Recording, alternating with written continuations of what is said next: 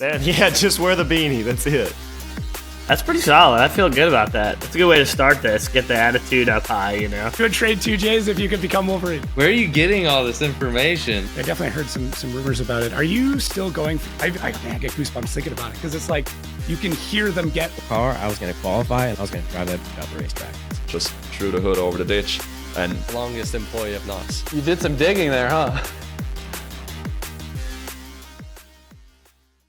Hey, if you're watching this on video, look at the screen right now. Yeah, a little different, right? What do we think? If you're on audio, it's time to head over to YouTube and take a look because I'm not going to tell you what's going on here. But thoughts? Maybe? I don't know. Leave a comment. But you can't get this yet unless, maybe we get a whole bunch of people that ask for it. But what you can get, one of these.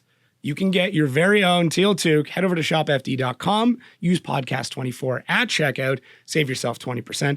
Like I said, these aren't available yet, but I'm thinking about it. What do we, I talked about bringing back bucket hats, but maybe? I don't know. Yeah, all you audio people, head over to YouTube. You'll see what I'm talking about. What's going on, everybody? Welcome back to the Outerzone. My name is Jacob Gettins, and today we have Mr. João Barion on. How's it going? How you doing? Good. All right. Can you give me in the winter here, so. Oh yeah, I never thought of that because you guys are southern hemisphere, so everything is obviously reversed from the northern. That'll be nice to actually have some time with some cooler weather. I'm sure you're looking forward to that. Yeah. As the temperature goes down there, you're going to go into St. Louis, where the temperature is probably going to be completely ridiculously hot again. Yeah. Man, it's like last weekend in Formula Drift, I were like, I don't know in Fahrenheit, but we're like 50 degrees Celsius inside of the car. We're crazy. Jesus. Yeah, no, I can work in Celsius. Don't worry. Canada's all metric, so you're good on that one. Yeah. I wanted to get the proper pronunciation of your name. You you will not get that. No, come on. Give me some credit here. Give me a shot at this. How do you properly say it? Is João. João? João. Okay. I feel like I'm putting an L. It's accents that exist just in Brazil, so no one in the world can say that. Okay. What about your last name then? Barion is Italian, so that's easy. Barion. Okay, that one's fine. All right. So, but if we just aim for Joao, that's not super offensive. We're okay with that? No, that's okay. Okay, cool. It's tough, man. Like that's the name part is always the hardest and scariest part for me because I don't want to like upset anybody, and I want to make sure like obviously it's their name, it's their title. I want to make sure I'm doing it justice. So I always try to ask whenever I can. But are you all set up for St. Louis? Like, are you ready to go? Car's ready? I know you had some fun transmission issues back in New Jersey, which was pretty wild, but you seem to get through it all right. Yeah, we still need to fix some stuff in the transitions. We're just waiting to arrive the parts. We'll be ready for St. Louis. We needed to run with the OM 7 gears stock transmission in New Jersey. We're crazy. Yeah, that's not the track where a 7-speed is beneficial. Maybe like in Atlanta where you could play around a little bit more. But yeah, there you kind of just want to get into gear and let it run, right? Yeah, but even though like sometimes I were trying to put like a third gear and just put it like fifth gear because we're so close to the gears. And oh man, yeah, that's brutal. What's cool though is that you brought when you started the FD, that car was basically stock, so you have kind of grown with it. So that you know that transmission well, but you obviously know how terrible it can be having to do a 7-speed H pattern. Yeah, like for our first year, we drove like almost 1 year with stock ECU, stock everything in the car. So yeah, was it just like an angle kit and maybe some suspension at that point? Yeah, actually, we built the car first time in Metfield shop, and we're almost that. We just took out everything inside of the car, installed like race cities. Matt did the roll cage for us, and we're done. That's crazy. Was that just a time thing? Like you didn't have enough time to get the car fully built and developed, or is that on purpose where you're like, oh, I want to learn with the car? No, that's where like I didn't know what I were doing. It's were my like second year in drift. And I drove in Brazil. I were doing well here. I drove in Japan. I did well there. And I didn't have an idea about how crazy Formula Drift were related to drivers, tracks, cars, and everything. I really thought that like a stock car could be enough to drive in FD. That's crazy. That's crazy. Well, yeah, your rise in drifting was really fast. I mean, like you said, it was 2 years, and then you I think it was with the Monster sponsorship. You went over to Japan with Daigo Saito, and then kind of that's the main kicking point from there, right? Yeah, it's crazy because I didn't know anything about drift. One day I went to a Forza game launch and they were drifting there and I saw that and man, what is this? I never heard about drift before. And I were a driver, like I drove for many years in F3, F3000, F Renault, these stuffs. But I never heard about drifting. And I saw that and I just entered like in the internet and saw that we're huge in US, Japan, Europe, everywhere. And I thought, man, that's something nice. I can try that. So I started to drift and in 1 year I got sponsored by Monster. I did a nice project for them. Went to Japan, drove Daigo's car. And this is one thing, when I went to Japan, I spent like almost a month with Daigo. But I didn't know anything about like car setups. At that time in Brazil, we even didn't worry about tire pressure. We were just like literally driving the cars. We didn't have anything about adjustments and these stuffs. And I spent 1 month with Daigo and I didn't got so many insights, knowledge, because I didn't know what to look for, what I were doing there. You know, I were just like driving. And I will say like his car is for sure it's the best car that I already drove. It were like so easy to drive that car. With 2 years of drifting, I were like doing back entries and coming back with no problem. So easy to drive those cars. Yeah, I think, you know, you glossed over it really quickly, but your racing record, I mean, going back even to karting, you spent almost 10 years karting. And then, I mean, your F3 record's not bad either. You've got 3 F3 wins, which is wild. I think just having that pedigree and learning from that type of motorsport, obviously it's not the exact same as drifting, but you learn car craft, you learn how to operate within a vehicle. And maybe that's what you just had to learn, a different way to get around the corner at that point. Yeah, I think the biggest difference is like in drifting, you are really like close to your car. You build your car in the way you want, and you need to know about car setup and these stuffs. In like F3, I were not even allowed to touch any bolts in the cars. Like we had mechanics to do that. I were like really not allowed to touch there. So drift is completely different. Now I really know about cars. Now I really know how works, what to do with the car. So yeah, there's something special about being that close with the car, like going through the process of building it and picking out parts and understanding why you're choosing what you're choosing. But when you get into the Formula Series, it's basically, this is the car you get. They're almost all the same. And then it's up to the engineers and the mechanics to make those adjustments based on how you're driving. Whereas in drifting, you can kind of make an adjustment to then change your driving. I think that's kind of it's a little backwards in that way.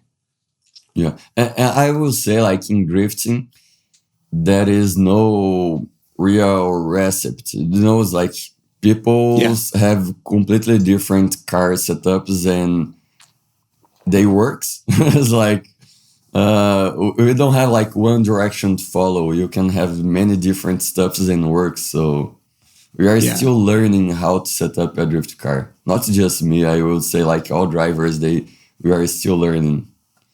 Well, I think because we have so many different chassis and engines and suspension and everything else that you can have two very different vehicles. Like, Audi, the field team versus RTR. Like those are the only thing that's the same is that they're V8s under the hood. Other than that, they handle differently, they drive differently, but they still get around the same racetrack in just a different way. I think that's something why people like so much drifts is like they can share their thoughts. They can really be closer to the drivers. Like I like the way that driver drives. I like what they are doing with their car. So yeah, it's a lot of expression. You can kind of express who you are through the car and through the way you drive. And, you can still see that in other motorsports, like, the way that Daniel Ricciardo or Max Verstappen or Lewis Hamilton drive in F1. If you know what you're looking for, they're very, very different. Yeah. But it's not as obvious as the difference between like Frederick Osbo and Forrest Wang. Like those are two completely different drivers. And I don't think it takes much to see how different they drive a car. Yeah. Yeah. So you've done a lot of crazy stuff. I'm not going to lie. Like going through figuring out everything that you've done over the years, snowboarding, skydiving, obviously surfing with all this stuff in the background. Are you just always looking for something else to do that's insane at this point? Like, are you just trying to one up yourself every day? Man, no, that's something that I am missing a lot because last like 3 years, I almost didn't have time to do anything. It's like I didn't really like just maybe some skydiving, but I stopped with my motorcycle. I loved to do like motocross, snowboarding, all the stuff that I like. I stopped to do just because I don't have time anymore. Yeah. So it's something that I'm trying to change. I just start so many projects at the same time, not just racings, but my company is like last 3 years, I started like 4 new companies, different stuff. So I just need to get like one step down, one step back, and back to have like more fun in my life and enjoying the sports I like to do, because it's like everything that I did is just because I like. It's like we did a really nice project here in Brazil where we launched like a car with parachutes. It's like, so the parachutes were in the car and I were inside of the car. And that started like I were dining with my friend Tony, and I said to him, man, you saw Fast and Furious when they launched the car with parachutes. Imagine if we do that. And he came to me, João, I have a friend that have like so many world records in parachutes. Let's call him. We called him and starts to create that. And at the point, I had like 4 jumps of skydiving. So I didn't have any experience with skydiving. And we were doing like those crazy projects. And so it's like, I like to do stuff. So I just think about and start to create projects. And that video is nuts. I mean, I highly recommend everybody watch it. I mean, that's got to be scary. Like being in a side-by-side with just parachutes attached, being like, okay, I'm along for the ride. So yeah, hopefully this all works out. Yeah. I don't know if people will find that video on internet because we did for a big television in Brazil. So it's like, I don't have in my channel. I don't know if somebody posted because it were like television property. So it's really there. Nice. I did find it on YouTube. There's sections of it. I don't know about the full episode, but there are parts of it. It's pretty wild. Nice. I like that they did it with like a dummy to start. And they're like, okay, we're going to just put like a fake person in there and see what happens. And then we'll put a real person in. Hopefully it's still the same. And the worst part is like when we did with the dump, the car really like flipped you over and came back. Yeah. And next jump we were with me inside and we were like, we are not ready, but we don't have time anymore because we were already late for a television show and everything. So let's go. Yeah. I seeing the test run not go well, that does not give me confidence to be like, oh, cool. Yeah, I'll just jump in then. Like it didn't end terribly. It just was super scary. So yeah, I'll be fine. Yeah. I'll be okay. I guess I was going to say you could bail out, but there is a point of altitude where, you know, if it doesn't go well, you still, I mean, the parachute's only going to do so much, right?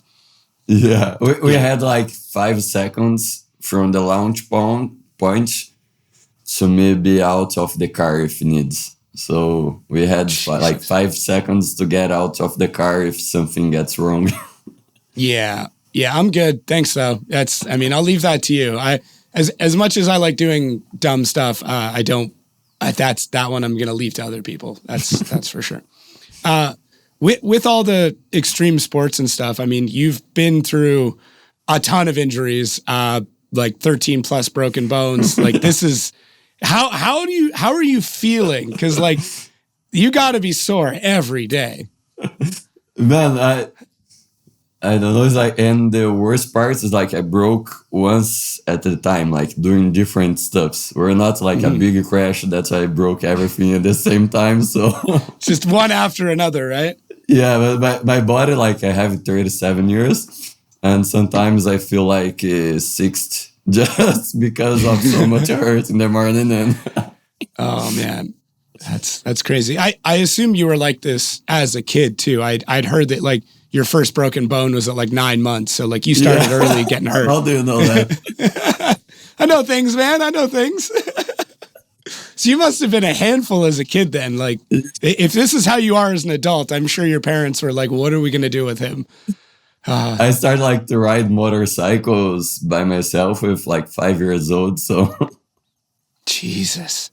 Yeah. I mean, bless your parents. Cause having a kid like that is not easy. I mean, I've got 3 young kids. I can't imagine mine breaking stuff that early. So I've knock on wood, I've gotten away pretty good so far. But yeah, that's nuts. I mean, it's worked out well for you. I mean, the path that you've had has been wild. I mean, I think people in Brazil obviously know a lot more about you than what we do in the US. And I think that's kind of a shame. And to be honest, I feel bad that I didn't dig into your past more than I did before this, right?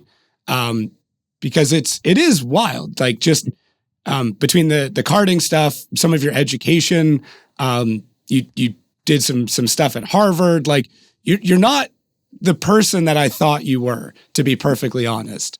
Because when you came over, yeah, go ahead, please. I just feel like I were really not doing well in Formula Drift, and everybody is knowing me in US because of Formula Drift. So I understand why people are still not like on me, why they are really not trying to learn so much about on me.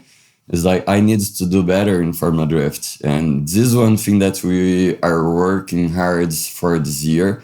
Especially like last year, I had issues with my car in 7 from the 8 rounds.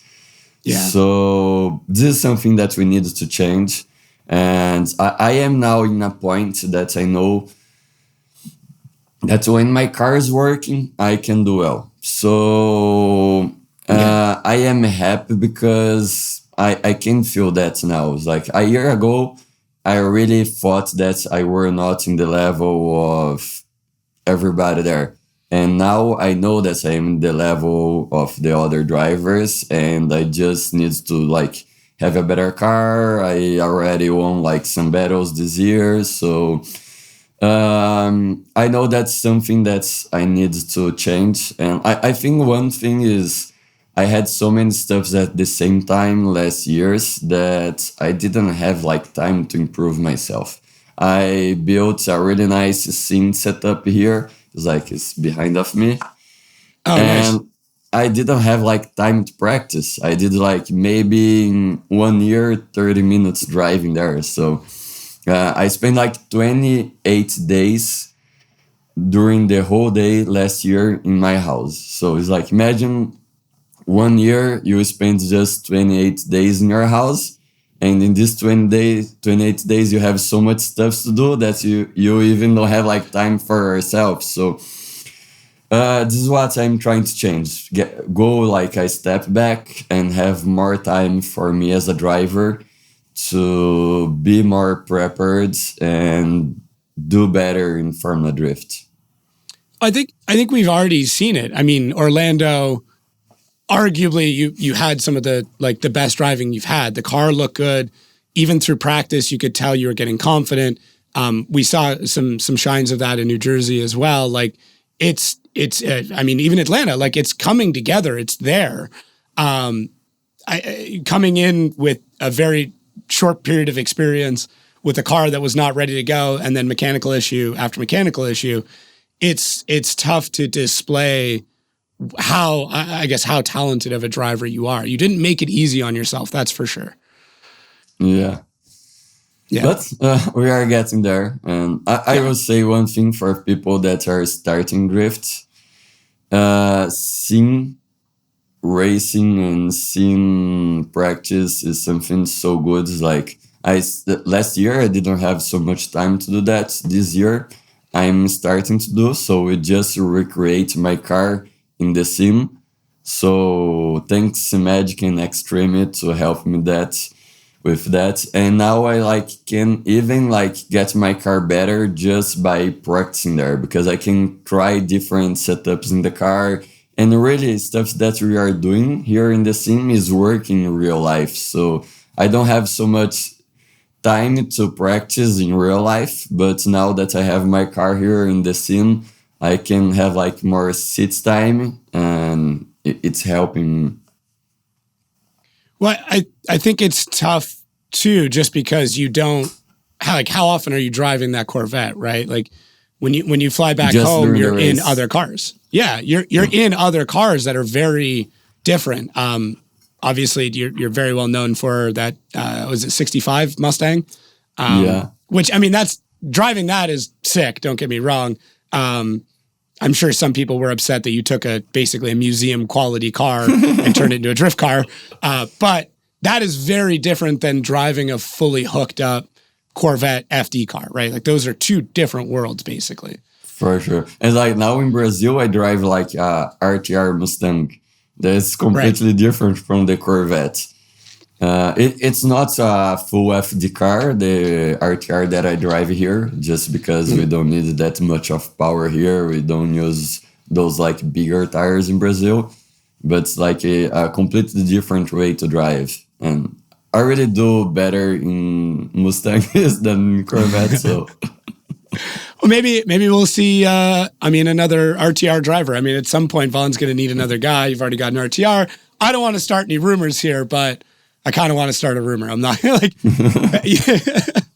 already got one RTR. Why not drive another one, right? Yeah. Get the people talking. I want to talk about the drifting scene in Brazil.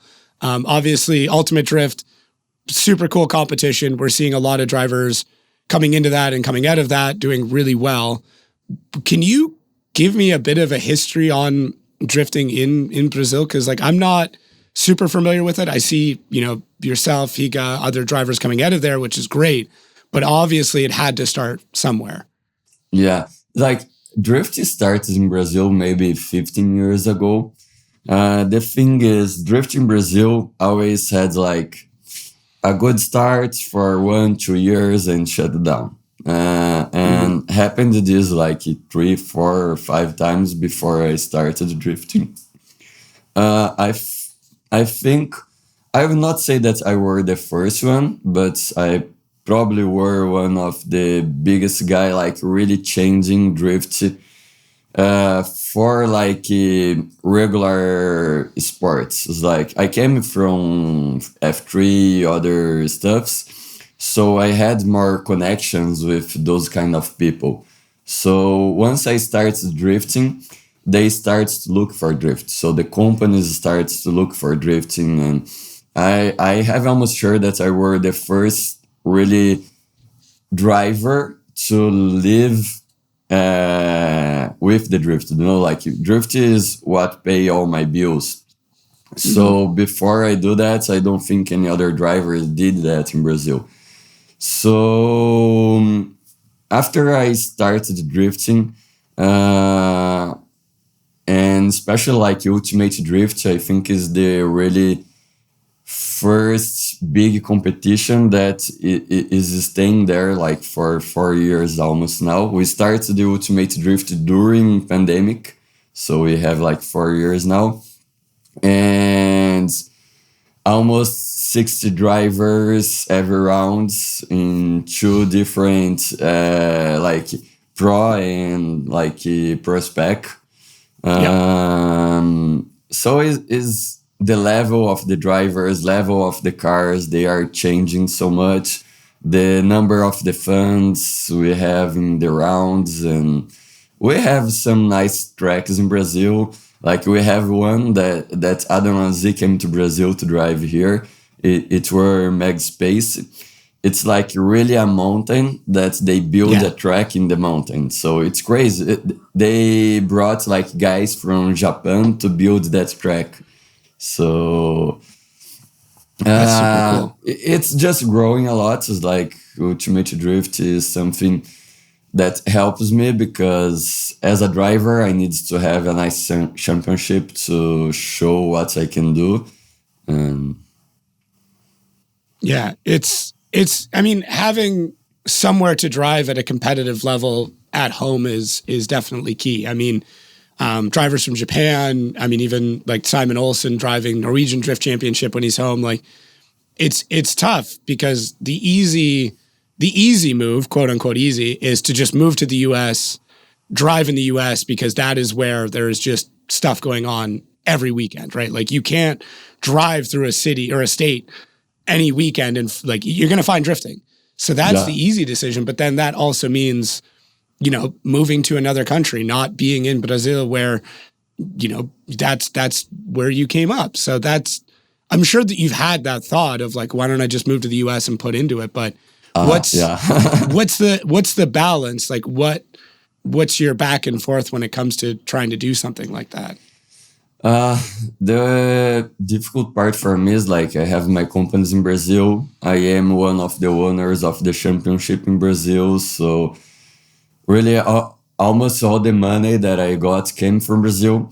So my sponsors in Brazil, they are much bigger than in US. So it's almost impossible for me thinking on do that now.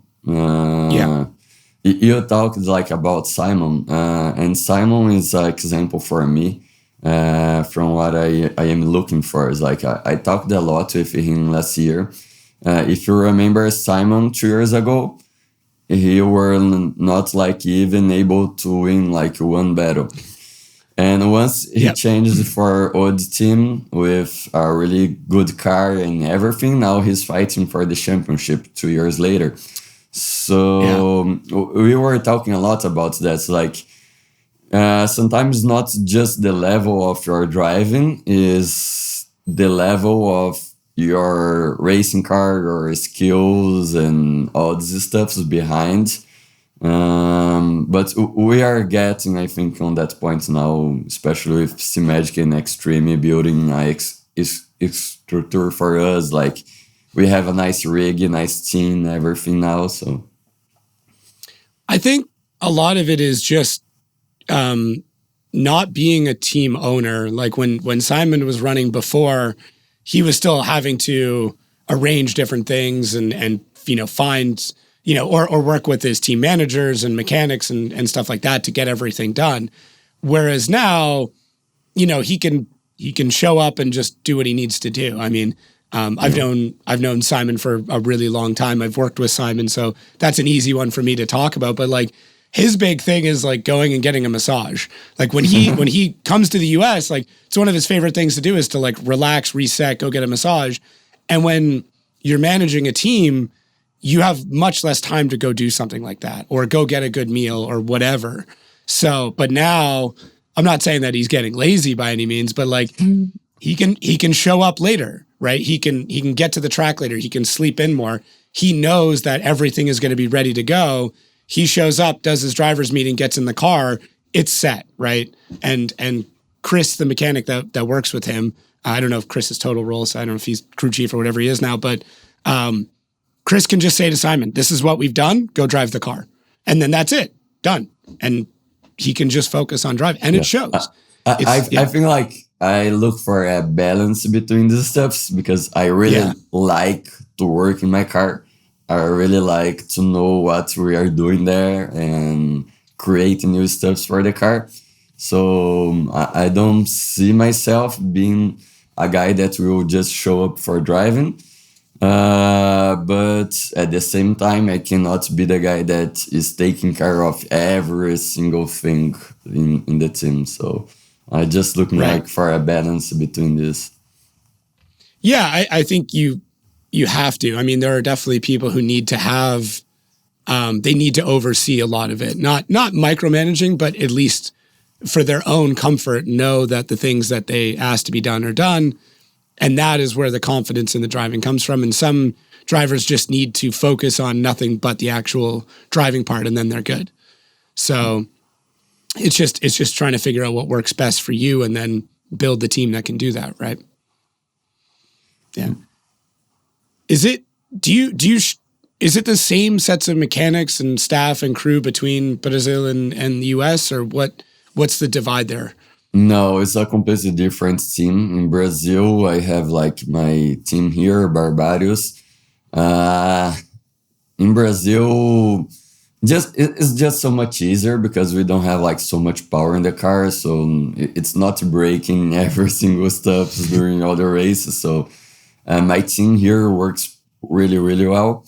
And in US, I already changed my team a few times during the last years.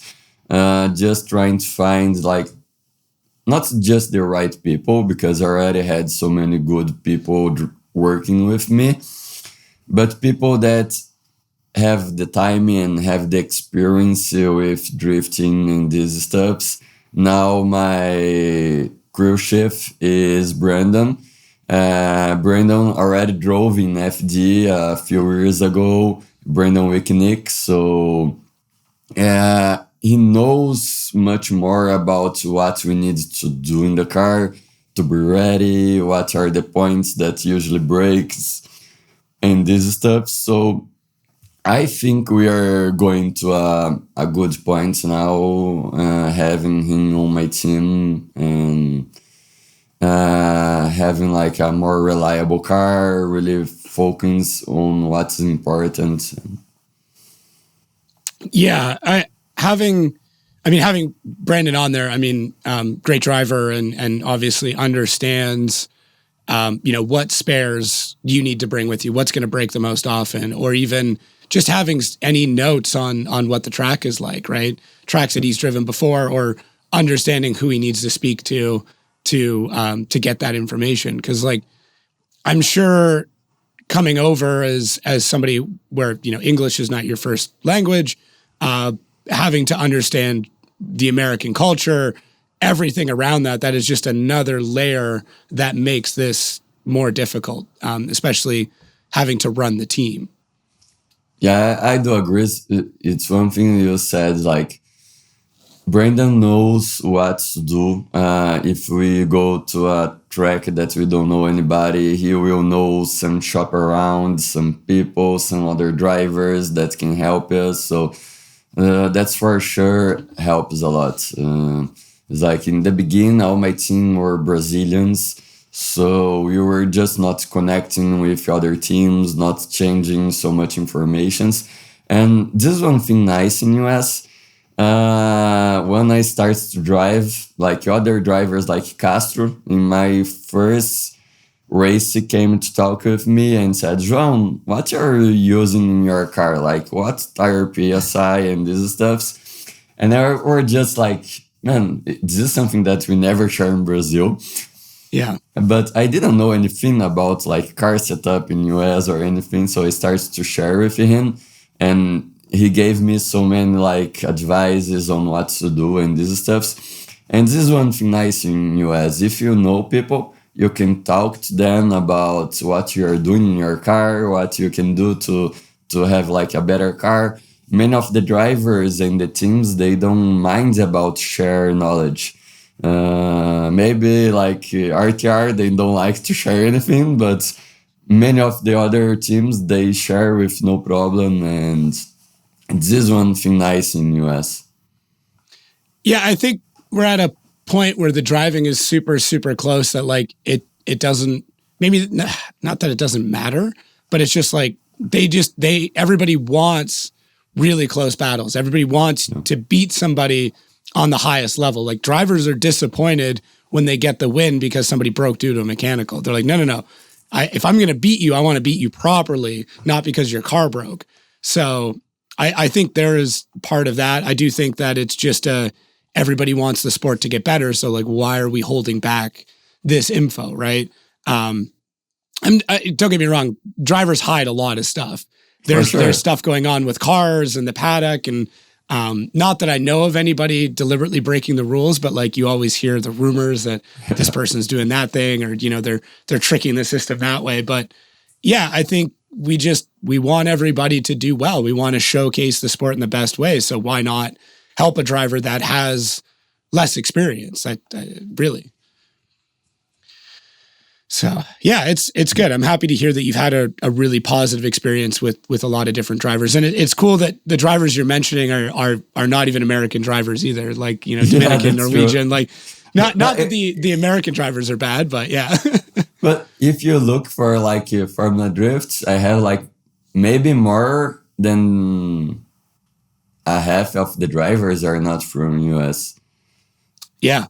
I'd have to do the count, but it's pretty balanced, like between American and non-American drivers, which is, I mean, that's great. That's what we want, right? Like if we want to be the best, version of the sport in the world, we need the best from the world coming over here, and that's what's super cool about it. But if I am in Formula Drift, it's because of Matt Field. So he's an American driver, and he brought me to FD.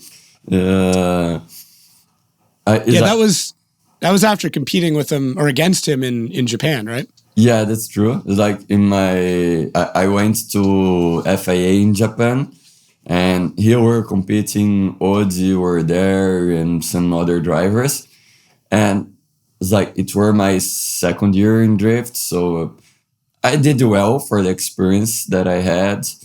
And after that, I just met Fieldy and went to US and to his shop, and we went to drive like the BMWs at night in the mountains, like illegal driving around at night, raining, and at that point I were talking to him, and he says to me, "João, why don't you come to US, drive here?" And that's why I came to US. So I came to US because of Matt Field, and he helped me a lot. It's like we went to his shop, we built my car in his shop. It's like he had the C6, even like parts for C7. We didn't have any angle kit or these stuffs. So he helped me with PBM to develop the angle kits and these stuffs for the C7. So he is an American dude that's helping me a lot. He's done that so much. I mean, I think I talked about it when I had him on the show last, but like the amount of foreign drivers that have come through where they've just kind of been at the drift cave, and like that's kind of his like almost role, where he's helped so many international drivers, and it gets overlooked a lot, like how many drivers have basically set up shop there and called his shop their home while they figure out, how to build the team and build the infrastructure. Mm. It's really good to see. I mean, he gets so many different reputations, but I think, like everyone's like, oh, he's so brash or whatever you want to, I mean, you can use whatever words you want, but like dude's a sweetheart. Like the guy will help you out. Like he has no problems with that. That being said, he'll talk some smack and, he'll drive really hard against you, but he's also the first guy to be like, hey, bring it back to my shop. Let's get it worked on. Let's get you back on the road. And then, next round, I'm going to put it right on your door the whole time. Yeah, that's true. It's like, it's different steps. And if you want to be like a champion, you needs to be kind of that. It's like you need to drive as hard as you can. You can't worry about other drivers in the good mean. You need to worry about yourself. You need to do what you need to be done. You don't need to worry about, I will make that guy sad because I'm driving hard to him. No, you need to do that. So yeah, and you. I mean, if you want to be the best, you have to beat the best and you have to be competitive. I mean, that's really what it comes down to. Like, you compare him to like a James Dean who, in interviews and generally is very quiet and shy, but like I've seen the James Dean that wins championships and it's not a quiet and shy person. It is very aggressive and brash but he knows when to turn it on and when to turn it off. And that's what makes him the person he is, right? Yeah. I'm sure you get the same way. I'm sure as soon as the light goes down, you get very competitive and maybe not less kind, but the serious driver comes out at that point. Yeah, it needs to be like that. But one thing, I really have fun driving. And that's one thing that I were missing in US because it was so stressful for me. And now I already get back at the point that I have fun when I'm driving. So I get serious, but more than that, I really enjoy to drive. It's like I don't have pressure from my sponsors and these stuffs. I'm doing that because I like it, and I can be competitive. And people say that I'm crazy in Brazil because, like, if they do a handbrake in front of me, I will just push them to the wall and fuck.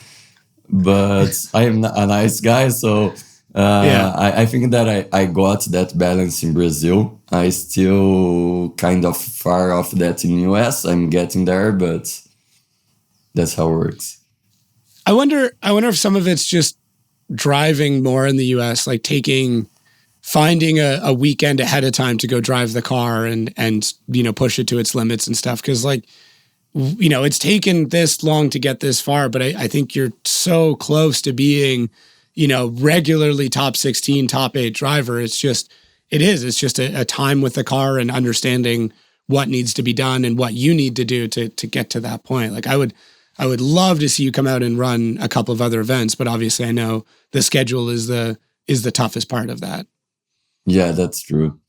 With like new FD system is also harder because hours after setting bracket, you go with the top 8 from the last round. So it's harder to get out from there. But once you pass that, you'll be like being a better spot for next round. So. Yeah, I guess. What is your thoughts on that seating system? You don't have to like it, trust me. But I want to get the perspective now that we've had a few rounds under our belt. I really like qualifying. I think is another challenge for the drivers. I think people like qualifying. If you look for the views with the new and the old system, I don't think that changed so much. But I think is the same for everybody. So I am okay with that. I prefer qualifying system, but I'm okay with that. Mm-hmm.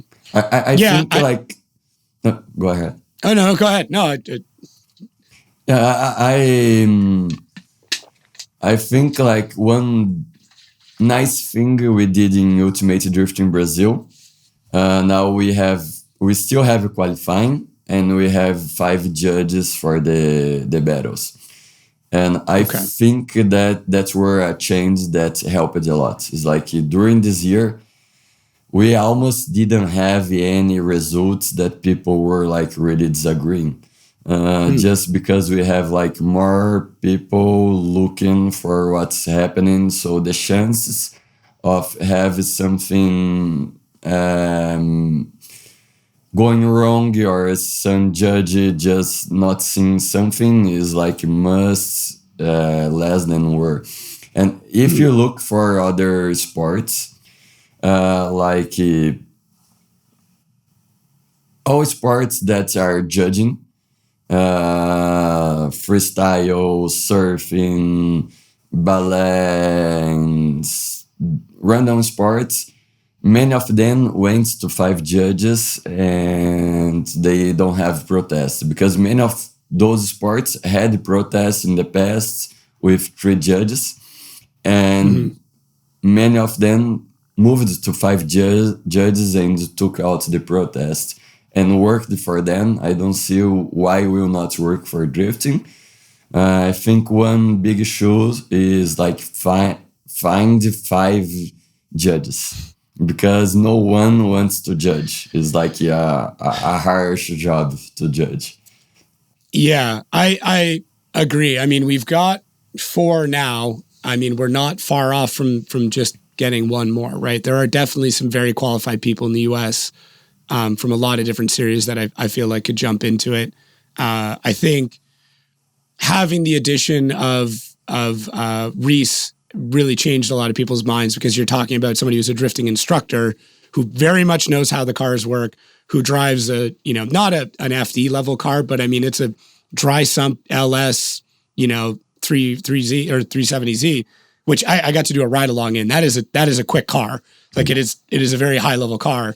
And then adding Vernon to it, now you're taking somebody from the other top series in the world, bringing them over and being like, okay, but we are still seeing, split decisions. We are seeing Vernon going one way or Reese going one way, and then either Brian or Robbie going another way. So I think we're in the best spot we've ever been in when it comes to our judges and their levels of experience. But I don't disagree with you. It would be very interesting to see having a 5th judge. Do we still see more split decisions? Do we see more or less 1 more times? Do we get less situations where it's a little ambiguous as to what happened, right? You have more people watching, more opinions. So I don't know. I just will not agree with you that going to different directions, in my opinion, is not a good thing. Why? If judges are going to different directions, is because we don't have like a really clear direction to follow. In my opinion, many times, I'm not just saying about FD, in Ultimate Drift also happened that, and we need to have like more clear direction for the drivers. Sometimes it's like, if we have judges going to different directions, they are judging different things. And as a driver, you really need to know what they are judging. It's like, and sometimes just change a lot from one track to the other.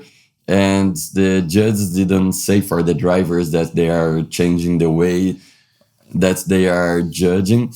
So I think is one thing that all drift competitions needs to get better. And I am saying that as a owner of a drift competition.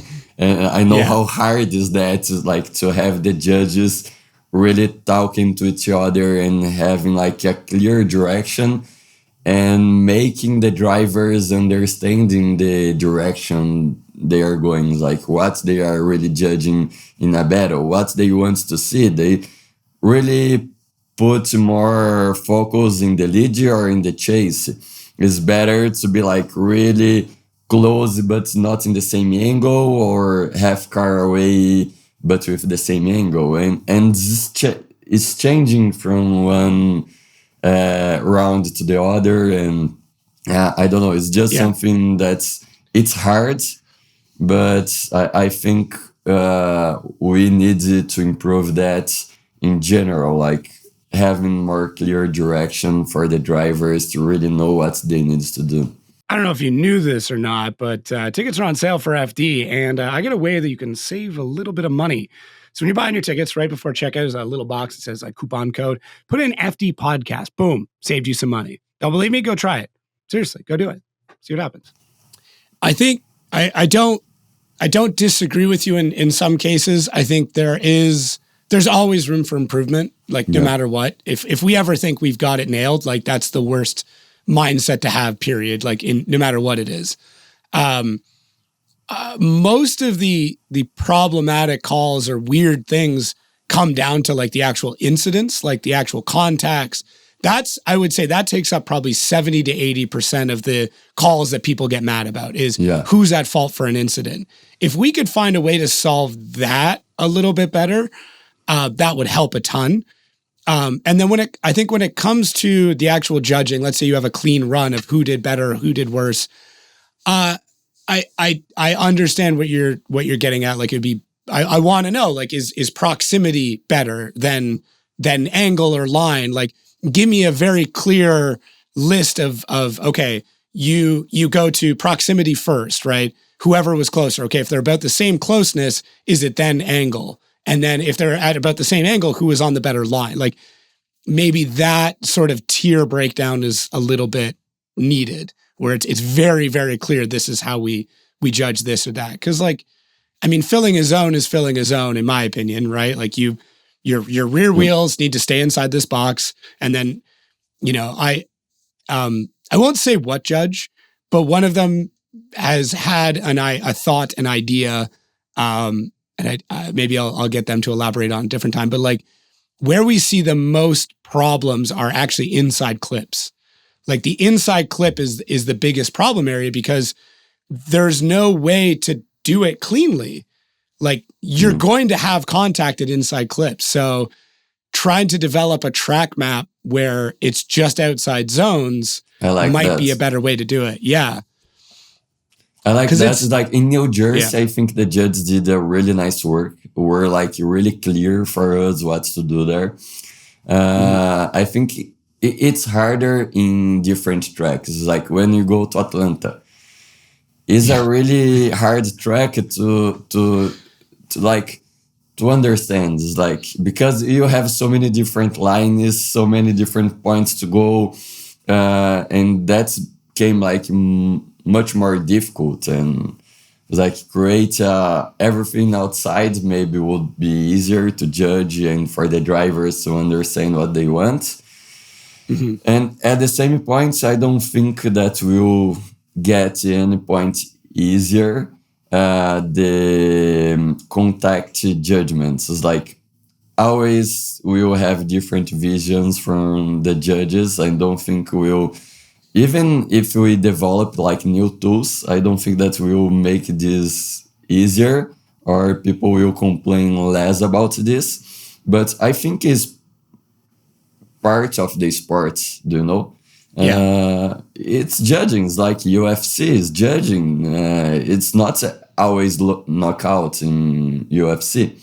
Sometimes it's like judging who did better. Surfing, skating, freestyle motocross, and all these sports they are judging.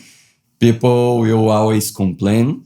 But at the same point is what makes these sports nice, because you really need to do like something that makes clear that you were better than the other if you really want to win that. So, yeah, I always say, don't leave it in the judge's hands. Drive so well that like it's so incredibly clear. There's no way that anybody could get a knockout, right? If you get a knockout, it's pretty easy to tell who wins. And if you can do that in drifting, then perfect. I mean, that's coming from somebody who is not a great drifter. So it's very easy for me to say, but like, that's kind of what it comes down to. Yeah. It's like my last race in New Jersey, some people came to me and said, João, you did a wrong transition because the guy in front of you were like really shining first outside zone.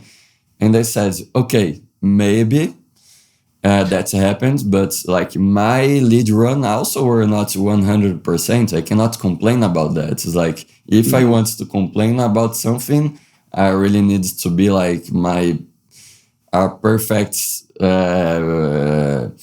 lead lap and doing like the best I can in my chase lap. And at that point, I can complain about something. If I'm not doing like as great as I should, I cannot complain about results. Yeah. Yeah,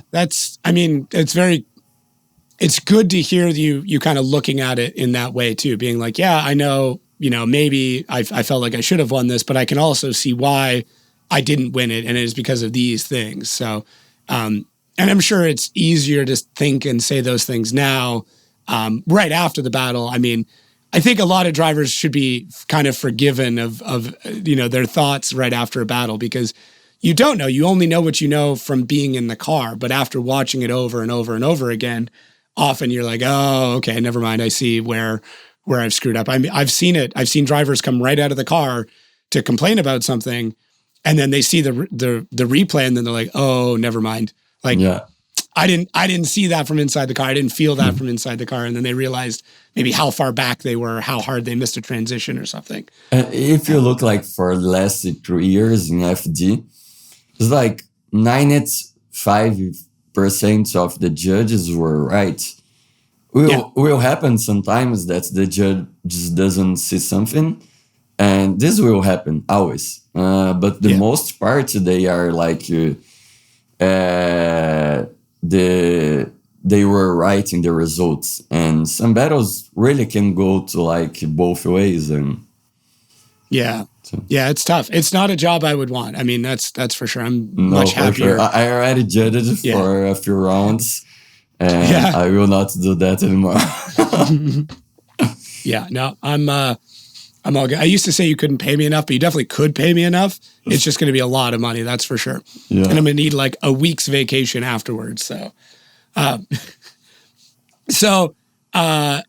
want to get into the sheriff stuff, because like, the only photos I've seen with you without that hat on, your wedding photos. So I just assume that it's pretty much glued to your head at this point. I'd heard rumors as to why the nickname came around, but I'd rather you explain it and see maybe how close I got to it.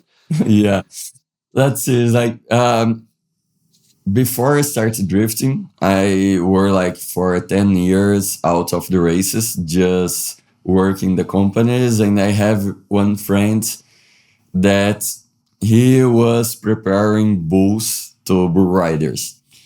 And I were helping him. So like for 3-4 years, we were going to all the rodeos around the country, and I were like always wearing a hat. And I love guns. It's like, as a sport, I were like even sponsored by Sig Sauer. And my first drift race were with the 6.5 Mustang. I were looking like for design for the car, and it were all white with like just 2 blue straps in the hood. Yeah. And I saw in the internet a picture of a 6.5 Sheriff Mustang car with a star in the door. So my first race, I just put that star in the door, and people started to call me Sheriff because I wear with my hat. Everybody knows that I love guns, and that's where I started the Sheriff stuff.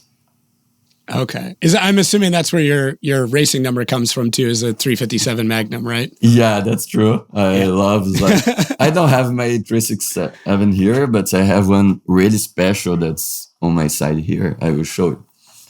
It's show and tell. A coat. Love it. I was sponsored by Sig, but it's a special edition from Colt NASCAR. So it's made by Colt like this, all in gold and racing stuffs. Jesus, that is wild. Yeah. So I think it's the gun that represents the Sheriff.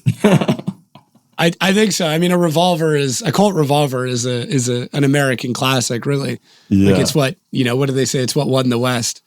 So yeah, I didn't know you were such a big gun guy. I mean, is there like I mean, obviously American gun culture is own thing, but like, is there a similar kind of like culture within Brazil as well? Gun culture? No, it was. In a positive way, maybe? Yeah. No, it was in a few, like maybe 20 years ago, it was. Mm-hmm. Last years, it has changed a lot, especially with the government that's now in Brazil. They are all against guns, so they are just taking away our guns and this stuff. But in my case, I don't think people see in a bad way, because like guns for me is not for shooting people. It's for me to have fun. It's for me to really practice some kind of sport, take out my stress. So I never had a problem of people seeing in a bad way I having guns. It were like always positive way. So yeah, I mean, you're utilizing it as a sporting device, right? It's you know, and I mean, there's inherently something cool about collecting anything, right? Like if you're into Pokemon cards or whatever, like, you know, having something to collect and obsess over is, I mean, it's always fun. So coming from Canada has some of the strictest gun laws in the world. And then I'm moving to Florida where it has the opposite, almost no gun law. Yeah. So I'm in this weird spot of being raised as somebody where like guns fit into a very, very small part of our culture. It's just basically hunting. And then now going down to Florida where it's like basically you get a driver's license and they hand you a gun. And I'm like, okay, cool. Like, so. Yeah, that's true. But like for me,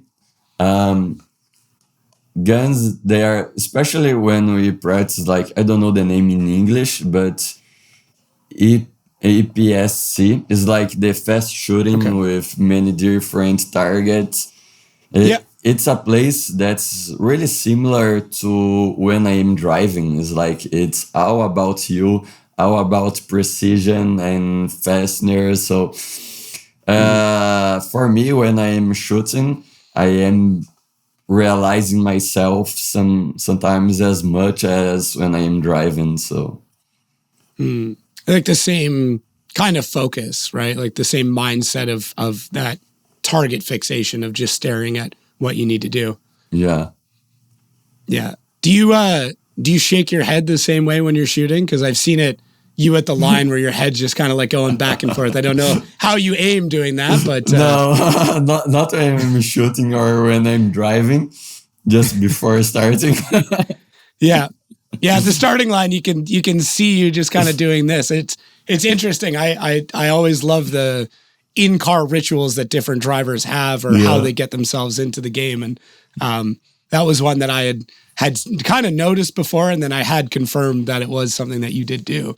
So it's kind of interesting. Do you have any other like rituals before getting into the car to get into a good headspace? No. Sometimes like before I was always checking my handbrakes to make sure, but I think that's why, because my 6.5 Mustang, my handbrake were always not working. So every time before it starts, I was like always testing my handbrake, and now it's just something that I am always doing, is checking the handbrakes before starting. But I'm not the kind of people that believe is like, oh, you need to wear the same something all the races because you do better or these stuff. I really don't believe in those stuff. So yeah, you're not superstitious or no way. But you have to put on left sock before you put on the right sock. Nothing like that. No way. I wasn't sure. I mean, it's just always interesting how professional athletes just get into the headspace, because it is such a mental game. Like driving is a lot, obviously the main part of it, but it's the game between the ears, as a lot of people say, is trying to just get your head straight to get in and do your best. Sometimes you see so many drivers doing so well in practice, and when it goes to competition, they just show like 50% of what they were doing in practice. And I think in my case is the opposite. Sometimes I'm not doing so well in practice, and when it goes to competition, I can do really well, especially when I'm chasing. It's like even last year, if you look for some chases I did, were like really nice, much better than I were doing practice.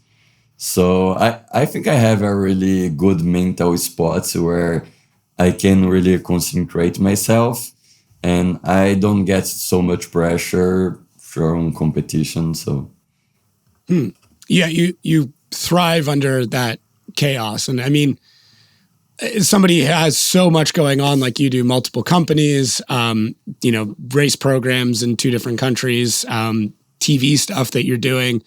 It's pretty clear to me that like that's how you operate the best, is constantly having something to think about, something to focus on. You almost need a lot of stress in your life to keep moving forward. yeah, but during competition, I can really just disconnect from everything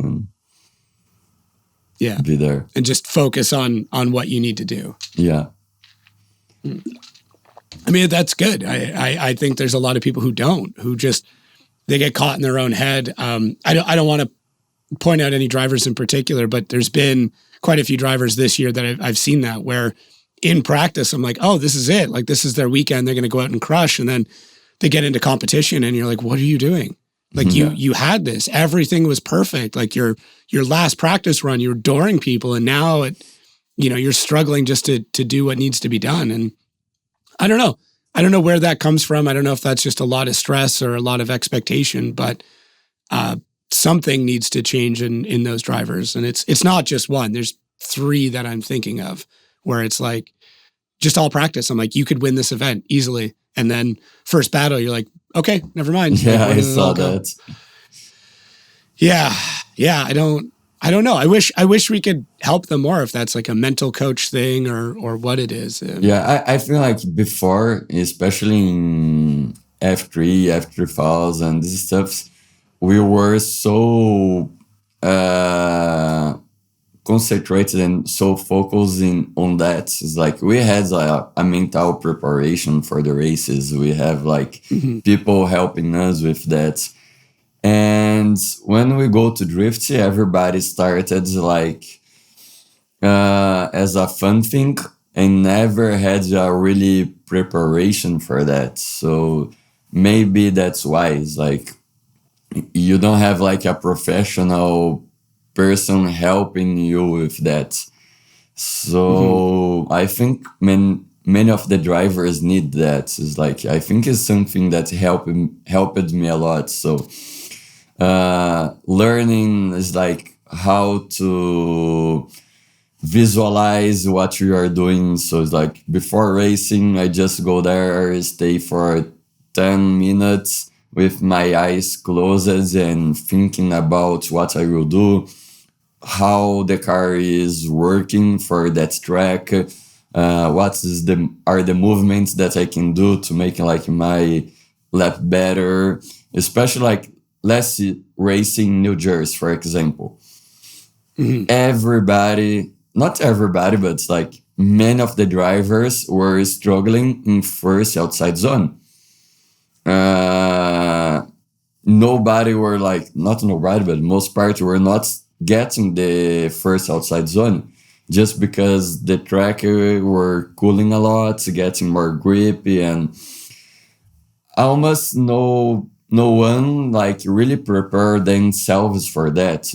If you look for my lead runs, I were always in first outside zone, but before I start competition, I were like really concentrating and mentalizing what to do to be there, preparing myself to that spot, because if you start right, your whole lap will be much better. So and some drivers were like just practicing, okay, now it's competition, let's go there. And maybe if they were thinking more, preparing themselves more to what to do in competition, they would do better in competition. So I think this mental game is really important, but at the same point you need to take care, because if you don't have like a self-control and you start to thinking so much about what to do in competition, you will start to become anxious, nervous, and will commit more errors. So you need to thinking about, but you need to take care of your mind to not over focus, take care of that. Yeah, and it doesn't help that the way that we compete is, hurry up and wait. Like, do all this practice, and then sit there doing nothing for hours. And now everything is different. The car is different. The track's different. Everything is different. Okay, cool. Now you need to be perfect again after doing nothing, right? Like you almost need a simulator there where you can finish practice, jump in the sim, go do a couple of laps, and almost keep everything going, right? And in a formula race, you can make a small mistake on a corner and try and make up those couple of tenths later on. You don't have that option here. Yeah. You miss one thing, that's it. It's done. Like you don't initiate properly, you botch the run up, whatever. That's it. The whole run's basically canned. And you have to hope the other guy does the same thing. And we're at a point now where people don't. They're still good. So yeah.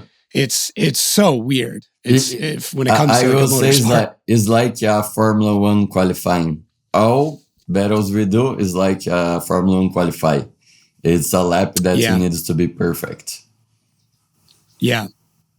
But even in that, you still have, 10, 12 corners where you can lose a tenth on a corner and still make it up somewhere else. Not that you'll qualify first, but you could still be decent. But yeah, I see what you mean though. It's a lot of pressure down to one moment of having to be perfect. That's really I'm saying like as a driver, the level of concentration in a qualifying lap is like the same level of concentration in a battle. It's like you need to stop the whole world and just be there.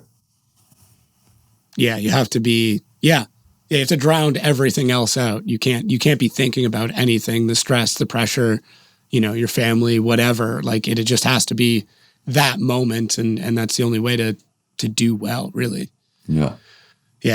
It's a lot, man. It's heavy. I don't envy you guys and girls. Like it's just not an easy thing to do. And then to have all that pressure and all that weight of, especially in your scenario of like, okay, I got a whole team. I'm coming from another country. I'm representing my country. And Brazil's got some of the most ravenous fans I've ever seen in my life. It's crazy. They're crazy. In the best way possible. Like, I mean, people joke about it, but I'm like, no, this is phenomenal. I want to see the chat explode with Brazilian flags. Like that's what we're here for. But like, that's such a heavy burden to carry going into a battle.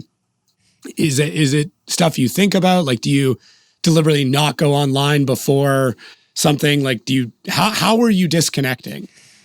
I really don't mind so much about what people say in social medias. It's like my wife, Renata, she really cares a lot about everything.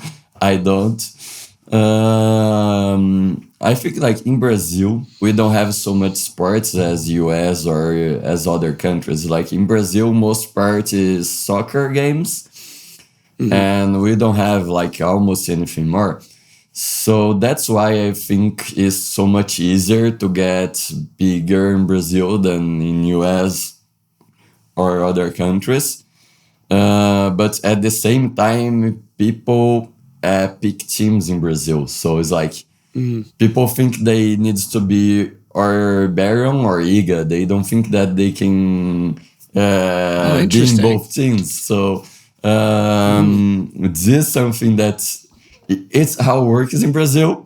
But I don't mind so much about this. Like, I don't mind so much about what people are saying or not.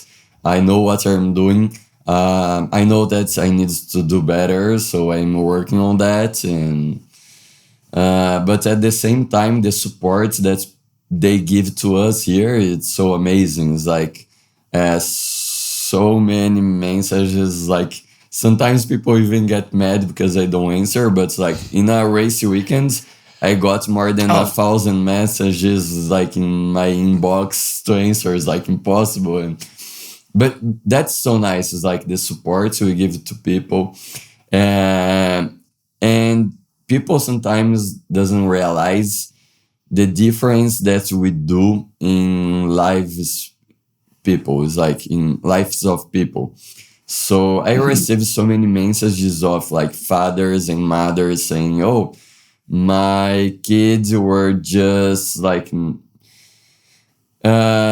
so bad in his life, like not doing anything, just in bed the whole day. And now he's watching your videos on YouTube and he's starting to do stuff. So you are changing his life." And so I think we need to take care with that. It's like we are people that are really influencing other people. So I think we need to do that in a good way. So when we say like about James Dean, how he can change from being inside of the car and being out in the cameras, I think it is important because some kids, they are looking for us and they will do the same thing as we are doing. So if we are nice people, they will be nice people. If we just act like an asshole, they will start to act as an asshole. So we have like both sides of these fans, and I love them, and I think we need to take care of them. So yeah, it's a responsibility, right? Like not just representing, your country, but just representing the fan base in general. Like we have to be ambassadors to the sport and allow a very welcoming place for people to come into it, right? Like there's no, it's cool. It's cool when people get very passionate about it and we kind of get like the bad boys of drifting and stuff, but like you still need to embrace the fan base and grow the fan base, because it's the only way that we're gonna get bigger. And that's always my argument when people talk about like, oh, the Brazilian flags. I'm like, perfect, good, because that means that now there are more people exposed to it. We see that drifting is absolutely exploding in Brazil. The fact that you were able to shut down part of Sao Paulo to shoot a drifting video, like the only way that happens is that's wild, by the way. Like that's crazy. But the only way that happens is if drifting gets big. Because if it was a motorsport that nobody had heard of in Brazil, that wouldn't have happened, right? Somebody at a government office knew what you were doing and was like, no, this is going to be sick. Just let him do it. This is worth it. Yeah, that's true. It's like we are going in a good path here in Brazil, growing and doing the right way, I think. So yeah, no, it's great. I mean, I'm hoping one day I can make it down to go experience a drift event there. I think it would be it'd just be incredible. And I think I'm, obviously places like Japan and Australia, New Zealand, and these are Europe, Ireland, like those are some of the biggest hubs for drifting, but I don't think Brazil gets talked about enough when we talk about, where some of the best driving is going on. And it's probably just because it's so young there that we're, you guys are still catching up to the standards of the rest of the world, but it's happening at such a rapid pace that it won't be long. It'll be 3 years maybe before we're seeing, a top 32 of world-class drivers in Brazil. Yeah, I do agree. I think if we look for the last 2 years, already changed so much the level of the drivers, the cars, and these stuffs. And getting people from other countries to come here is helping a lot. It's like if you could come here one day, other drivers coming here, judges, like Vermont were one of our first judges here in Brazil.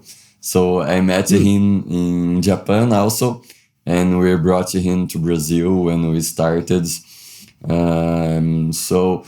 This bringing these people from other countries already working with drift helps a lot, because just bringing new vision to Brazil, we are always receiving like advices about what we are doing wrong and what we are doing well. So it's something really good for us. So Yeah, no, it's phenomenal. Is there like a younger driver? It could be older driver, but somebody coming up right now that you think is maybe the next big person coming out of Brazil?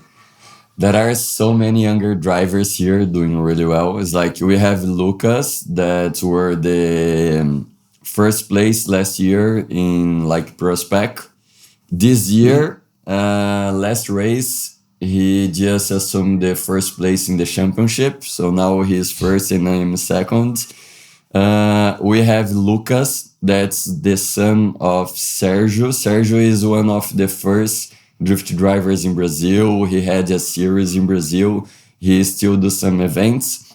And Lucas has, I think, 14 years old. Wow. And he's already driving. And he has all the background of his father and knows a lot about drifting. It's like, he is one of the drivers that I really can talk about drifting and about what drivers are doing the track, what they are doing wrong and what they are doing right. So I think this new generation, they practice a lot in sim races. So imagine that when they go to real life and do a battle, they already did like 2,000 battles in sim race. So their mindset, they are much better than the mindset of a driver that just did real races because he already had so much experience. And when we go to sim competitions, they are kind of same stressful as real competitions, like for the drivers. They are really fighting for that. They are not just playing. They are really fighting for that championship, that competition. So I think these young drivers, they are coming like really hot. We also have like Valentina, that's a girl with 16 years old or 17 now. Yep. It's like, or maybe less, 15, I think. She is like doing great here in Brazil. And so I think this new generation will be hard for us to keep with them.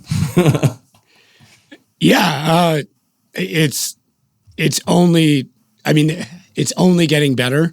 Like in the best possible way, this is the worst it's going to be. Like we're only going to see things get crazier and drivers, you know, I don't know how much younger we can go if we're going to see like a 10-year-old drive. At some point we got to draw a line in the sand, but the fact that we're seeing drivers at 13 and 14 years old coming in and not just like competing, but doing really well and driving like they've been doing it for 30 years is absolutely wild to me. And it just means that like the next 4 or 5 years are just going to be crazier.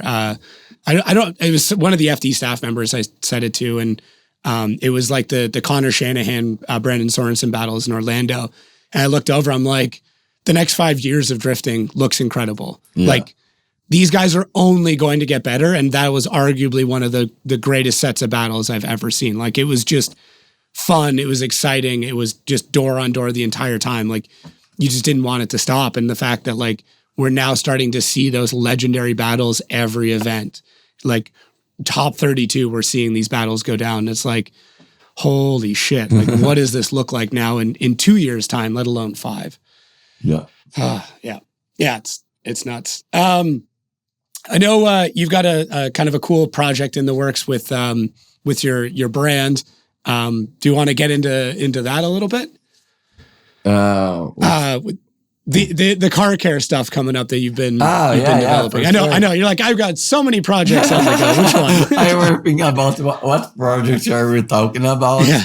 Yes. It's like we are working for this like a year now. I have even something here.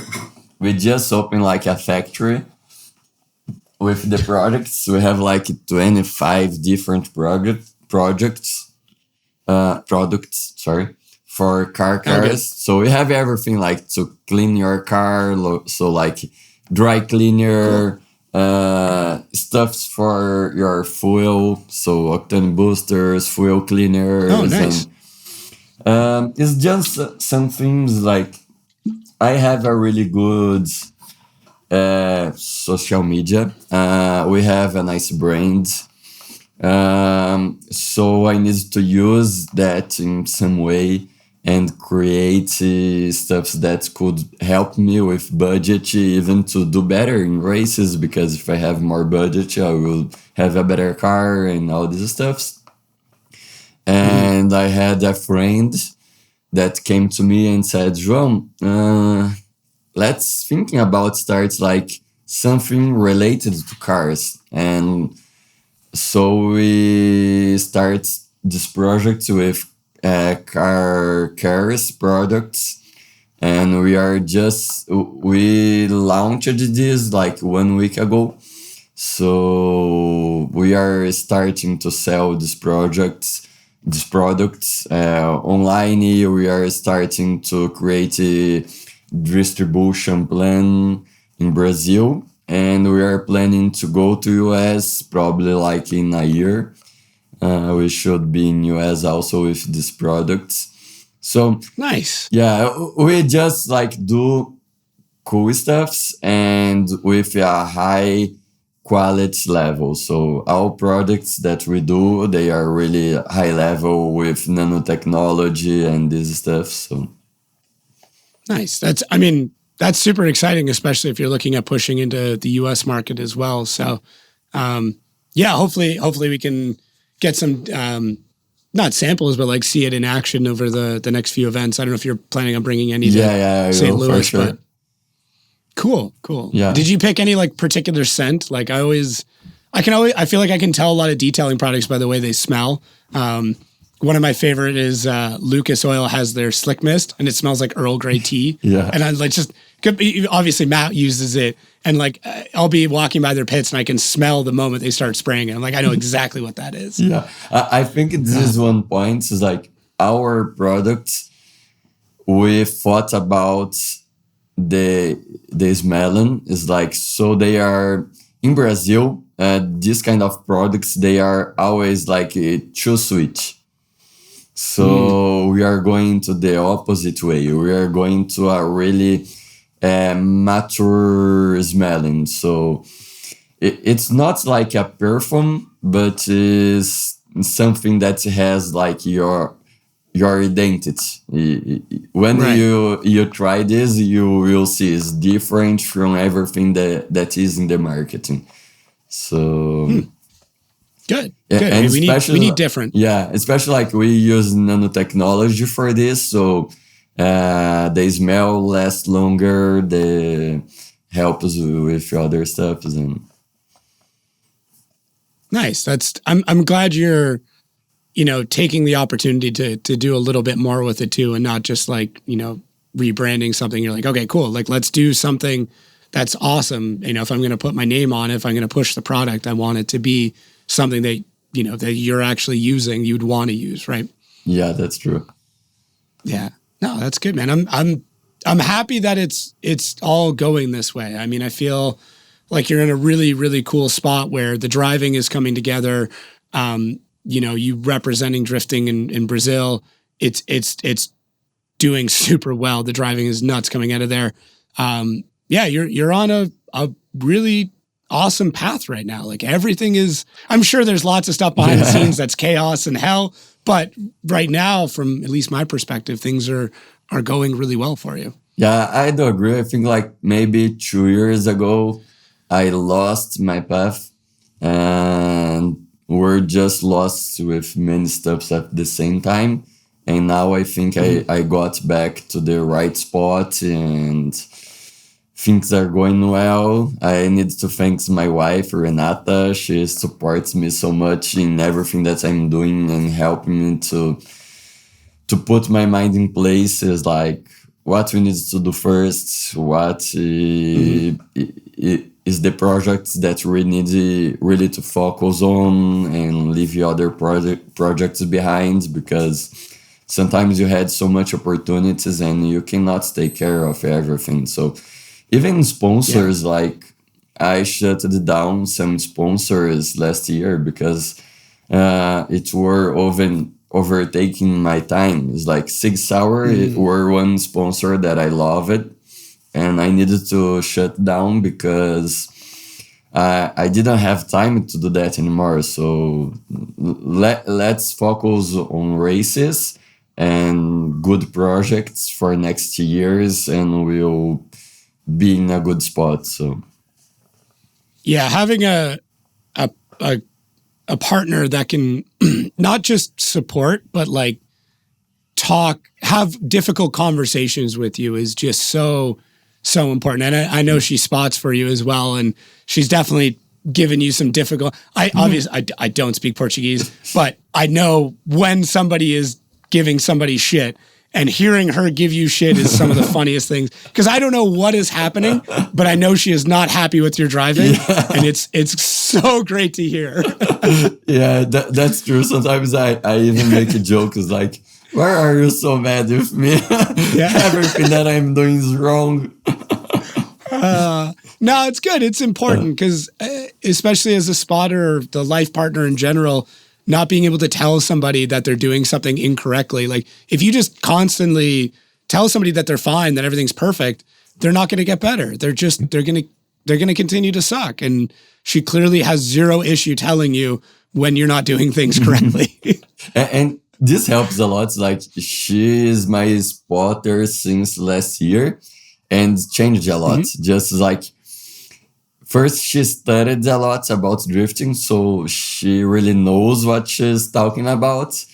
And sometimes you don't see things from inside of the car, and she's there like, yo, come on, what you are doing, why your initiation is so lazy, you need to be better there, you need to use more throttle and less left foot brake. So yeah, she's hard on me, but in a good way. Yeah, it's good. It's necessary, and it's obviously it's showing. I mean, the driving's gone well.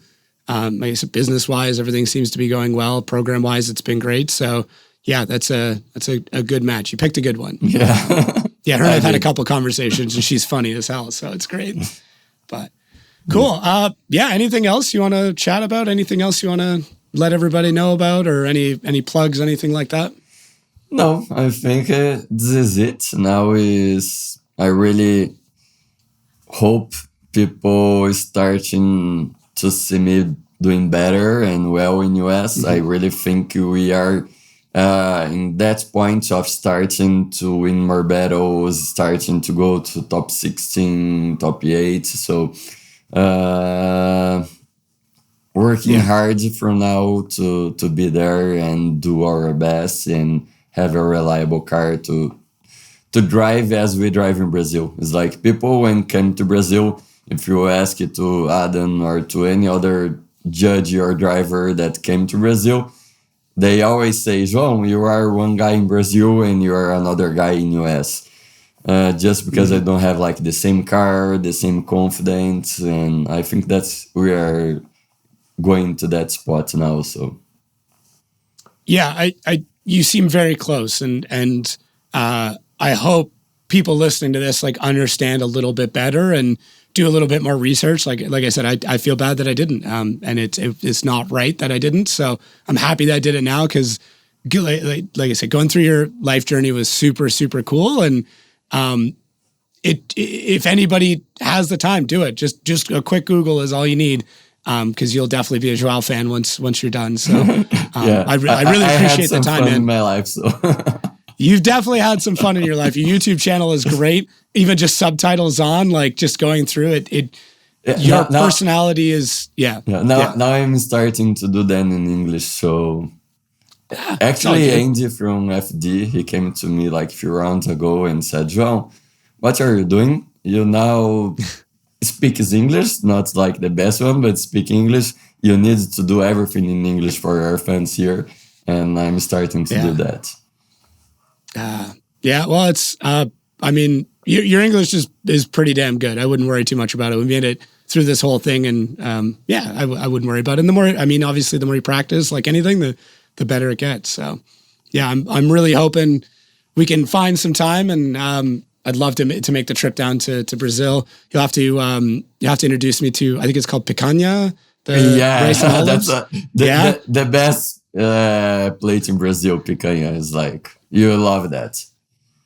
All right, I'm down. I'm a fan. So cool. Well, for everybody listening and watching at home, please go follow Joao. Go take a look. I'll leave all the links down below, and so you can kind of go and dig through and see some of the cool stuff that he's been able to do over the years. And hopefully now this provides a bit more insight and gives you just another driver to cheer for. So thank you so much for doing this. I know your schedule is nuts. We had to get up pretty early to make it happen, but it 100% worth it. So thank you, Jacob, and see you guys on next round. We'll talk to everybody soon. Yeah.